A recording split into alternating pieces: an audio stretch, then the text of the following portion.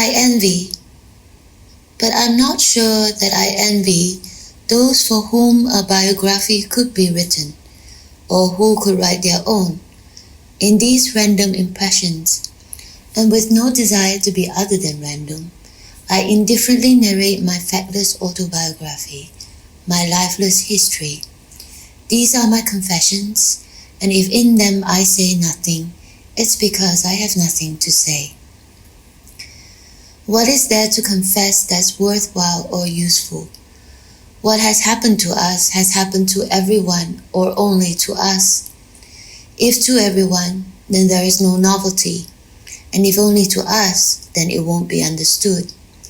If I write what I feel, it's to reduce the fever of feeling. What I confess is unimportant because everything is unimportant. I make landscapes out of what I feel. I make holidays of my sensations. I can easily understand women who embroider out of sorrow or who crochet because life exists. My elderly aunt would play solitaire throughout the endless evening. These confessions of what I feel are my solitaire. I don't interpret them like those who read cards to tell the future. I don't probe them because in solitaire, the cards don't have any special significance. I unwind myself like a multicolored skin, or I make string figures of myself, like those woven on spread fingers and passed from child to child. I take care only that my thumb not miss its loop. Then I turn over my hand and the figure changes, and I start over.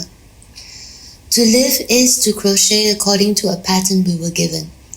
But while doing it, the mind is at liberty, and all enchanted princes can stroll in their parks between one and another, plunge of the hooked ivory needle.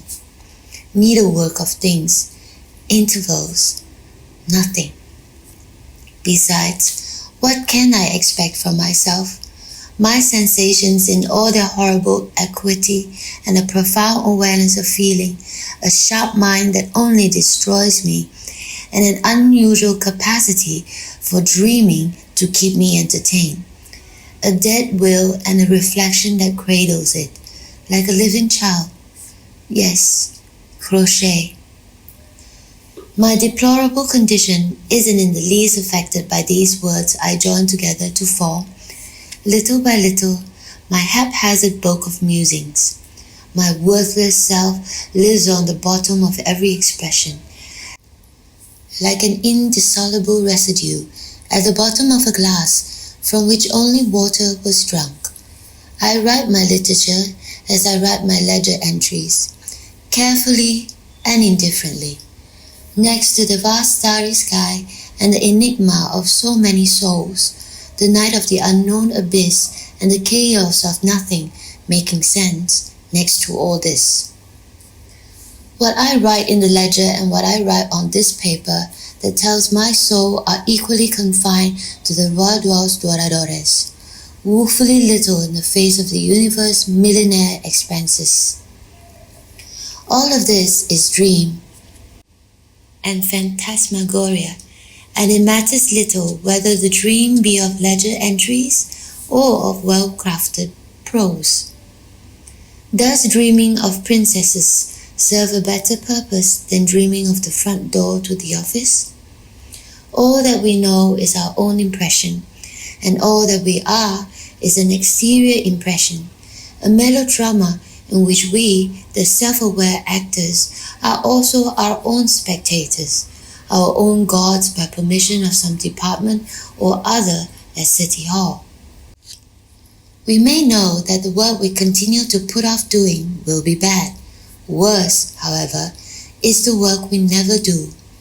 A work that's finished is at least finished. It may be poor, but it exists, like the miserable plant in the lone flower pot of my neighbor who's crippled.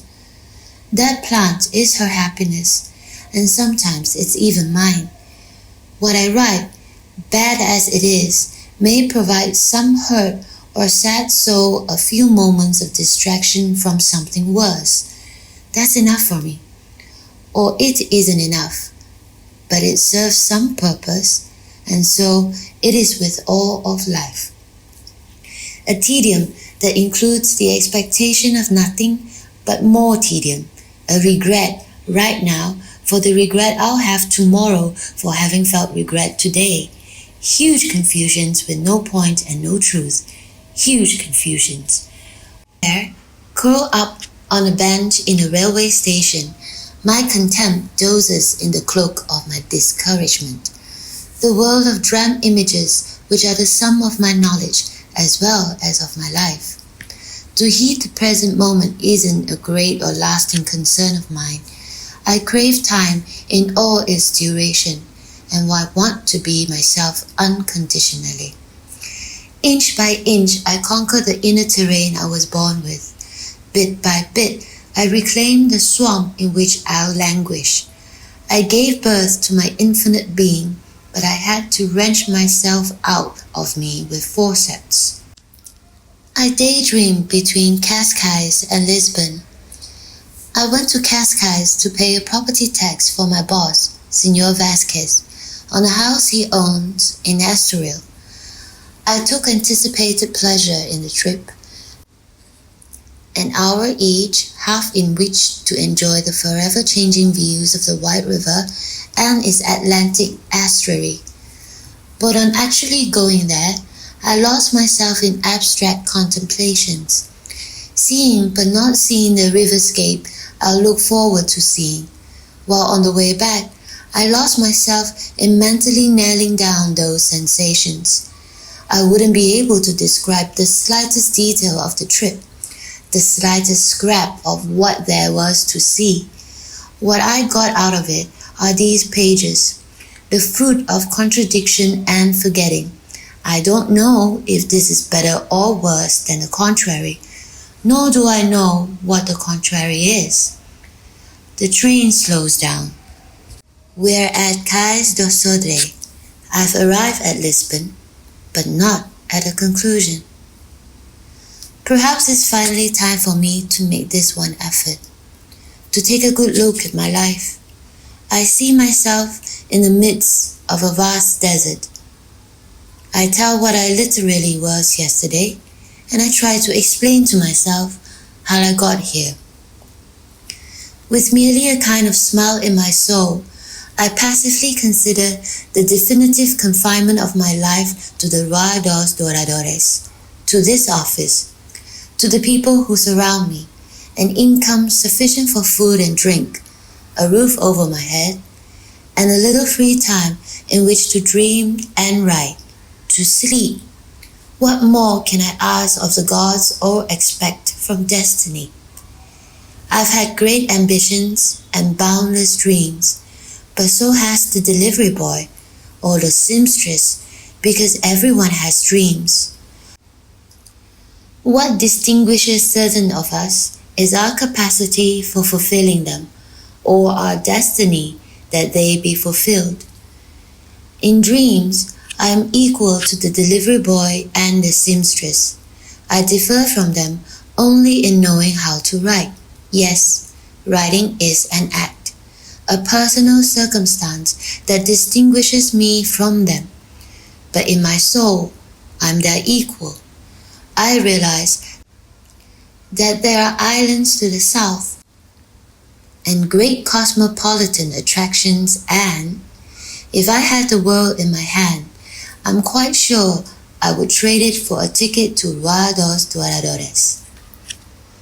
Perhaps my destiny is to remain forever a bookkeeper, with poetry or literature as a butterfly that alights on my head, making me look ridiculous to the extent it looks beautiful.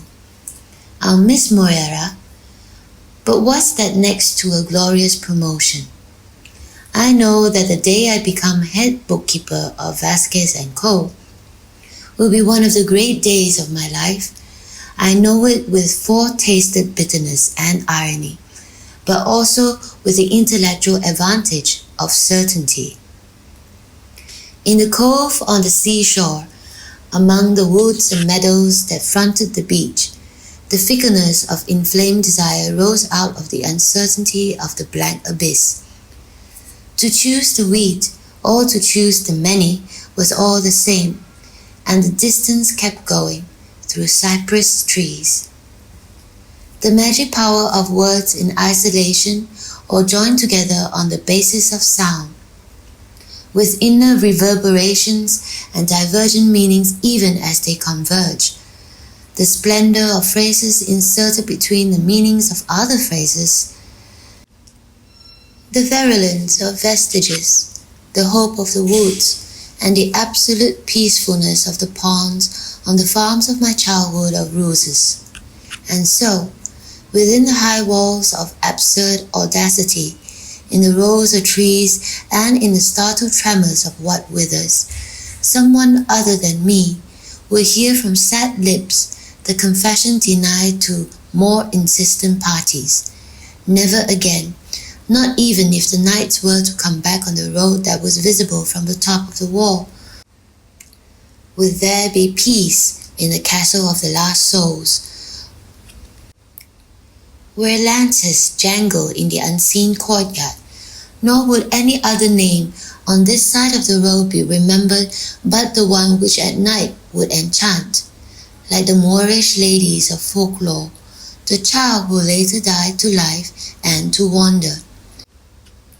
Over the furrows in the grass, like remembrance of what was to come, the treading of the last lost man sounded ever so lightly, their dragging steps opening nothings in the restless greenery. Those who would come were bound to be old, and only the young would never arrive. The drums rumbled on the roadside, and the bugles hung uselessly from exhausted arms that would have dropped them if they still had strength enough to drop something. But when the illusion was over, the dead clamor sounded yet again, and the dogs could be seen nervously hesitating on the tree-lined path.